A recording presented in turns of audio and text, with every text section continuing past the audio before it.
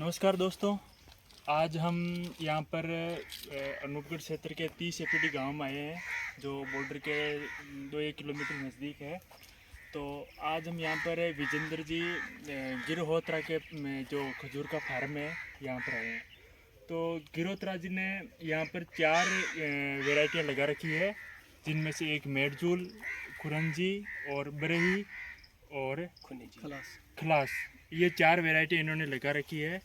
तो इन्होंने क्या किया है कि शुरुआत में जैसे कि इनको लगाने के लिए एक तो इन्होंने बाहर से लेकर आए, अच्छी नर्सरी से पौधे लेकर आए और उसमें 4 साल के बाद में इनके फ्रूटिंग शुरू हुई।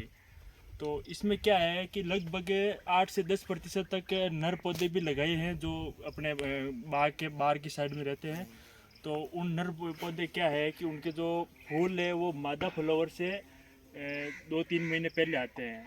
तो वो क्या है कि नर जो फ्लावर है और नर पौधे के उससे वो परागण इकट्ठा करके 2-2.5 महीने बाद में ये मादा फ्लावर पर छिड़कते हैं।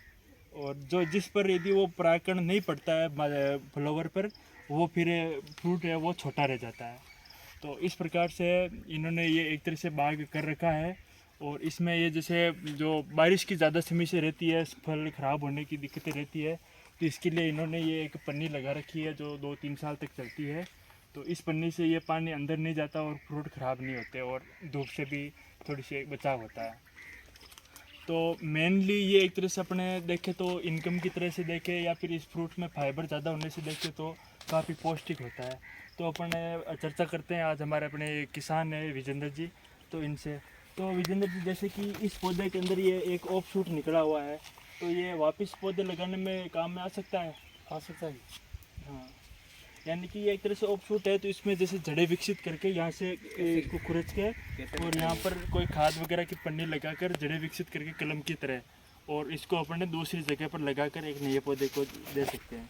मेनली इसमें ध्यान रखना होता है कि फंगस का, कई बार क्या है कि जो मेन ब्रांच होती है अंदर वाली, तो उसके अंदर क्या है फंगस हो जाती है।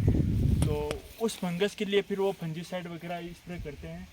और इन्होंने जो विजेंद्र जी ने ये यहाँ पर फार्म लगा रखा है, ये पूरी तरह से ऑर्गेनिक है। तो इसमें ये इन्होंने पूरे जो ऑर्गेनिक प्रोडक्ट्स होते हैं, ऑर्गेनिक पेस्टिसाइड होते हैं, वो ये यूज़ लेते हैं, मेनली नीम तेल का यूज़ लेते हैं। तो हमारे साथ आत्माराम जी भी है। तो आत्माराम जी भी आपको बताएंगे कि ये क्या क्या विशेषता है। ये अच्छा इनकम का भी स्रोत है और अच्छा स्वास्थ्य का भी स्रोत है, क्योंकि फाइबर से वो सहित ये अच्छा पौष्टिक फल है। तो आत्माराम जी, इसमें आपको कैसा क्या एक्सपीरियंस लगा? मुझे ये एक्सपीरियंस लगा कि जैसे हम आए थे यहाँ पे, हमारे को ये जानकारी मिलेगी कैसे खेती करते हैं। हमने पहली बार किसी खजूर की खेत में पहुँचे और किसी भी किसान के द्वारा लगभग मिनिमम कॉस्ट में कैसे अधिकतम पैसे कमाए जा सकते हैं, उसे अच्छी तरह से यूटिलाइजेशन कैसे किया जा सकता है, ये भी सीखने को मिला कि फार्म के अंदर कभी भी अच्छे क्वालिटी के फ्रूट होते हैं तो उसमें इंटरकल्चर नहीं करना चाहिए। इसमें एक बार शुरू में जब किसान भाई ने इंटरकल्चर किया तो उसमें जो गेहूं की फसल बोने से जो उसके अंदर जो रोग लगने के बाद वो ट्रांसफर हो गया बेटा, वो किसके अंदर, खजूर के अंदर। इसीलिए इसके अंदर ओनली किसका ग्रोथ करना चाहिए, ऑफ शूट से नए पौधे तैयार करना चाहिए। और इसी के लिए कम से कम 10% नर पौधों के प्लांट तैयार करके उनसे फरवरी मार्च में इसमें हैंड पोलिनेशन या परागण कराया जाता है, जिससे अच्छी इनकम प्राप्त होती है। और हमें यहाँ आकर बहुत अच्छा। हैंड पोलिनेशन में ये एक ध्यान रखने की बात है कि यदि कोई भी फ्रूट छूट जाता है, यदि उसमें पोलिनेशन नहीं होता है, तो फिर वो फूल छोटा हो जाता है, वो फिर बिकने योग्य नहीं होता है, वो एक तरह से लॉस हो जाता है। और इसमें इन्होंने सिंचाई का भी अच्छा सिस्टम कर रखा है। इसमें इन्होंने ड्रिप वाला कर रखा है और ड्रिप को इसको चारों ओर से लगा रखा है, तो इससे क्या पानी का वेस्टेज भी नहीं होता है। हालांकि इन्होंने पहले इंटरक्रॉपिंग की थी, लेकिन उसमें भी वो ये फंगस से सेंसिटिव होते हैं, जो खजूर के पौधे होते हैं, तो फंगस का इसमें ज़्यादा अटैक रहने की संभावना रहती है। तो ये एक तरह से देखा जाए तो सालों साल इनके कुछ नहीं होता है। ये जैसे पुरानी पत्तियाँ होती है उनको काटते जाते हैं, नई पत्तियाँ आती जाती है और फ्रूटिंग वगैरह होती रहती है। हाँ, इनमें जून के महीने में जो एक क्रिया करते हैं, इसमें लीफ प्रूनिंग, इसकी जो पुरानी पत्तियाँ होती है उसको प्रूनिंग की क्रिया के द्वारा काट छाँट करके हटा दिया जाता और है। हमें जैसे यहाँ पर आने के बाद में पता चला कि जो बरई है उसके जो फ्रूट्स हैं वो खाने में स्वादिष्ट होते हैं। और कहने का मतलब जो मेडजूल है, पिंड खजूर के लिए मेडजूल काफ़ी अच्छा रहता है। सूखने के बाद में उसके फ्रूट्स के अपने स्वाद में देख लो, चाहे उसके स्टोरेज में देख लो, वो उसका काफ़ी अच्छा सिस्टम रहता है।